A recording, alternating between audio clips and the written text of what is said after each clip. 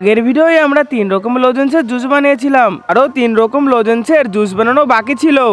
চলো এবার বাকি 3 ধরনের লজেন্সের জুস বানানো যাক। কি 3 রকম লজেন্সও গুঁড়ো করে নেওয়া হয়েছে জুস করার জন্য।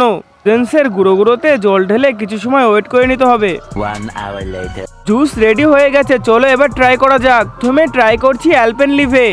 খেতে একদমই দুধ চার মতন ছিল। দুধ চা ঠান্ডা হয়ে যাওয়ার পরে যেমন লাগে খেতে ঠিক সেমনই লাগছিল। হজমুল্লা ক্যান্ডি, দেখা যাক এটা খেতে কেমন লাগে। হজমুল্লা জুসের ক্যান্ডিটা বেশ ভালো ছিল। ঝাল মিষ্টি সব রকমই লাগছে, এটা একটা পারফেক্ট জুস তৈরি হয়েছে। ফার্স্ট আমার কাছে রয়েছে কফিকো ক্যান্ডি, চলো এটা কেমন লাগে দেখা যাক। জাস্ট অসাধারণ ছিল, এটা পুরো কোল্ড কফির মতন লাগছিল খেতে। আরে এত টাকা দামের কোল্ড কফি সামান্য খরচায় বাড়িতে করে খেতে পারো।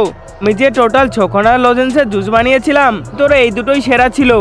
হজমুল্লা ক্যান্ডি, একটা কফিকো ক্যান্ডি, একটা টক ঝাল মিষ্টি পুরো পারফেক্ট জুসের মতন লাগছিল, আর একটি কোল্ড কফির মতন। দুটি ক্যান্ডির জুস সবার থেকে ভালো ছিল।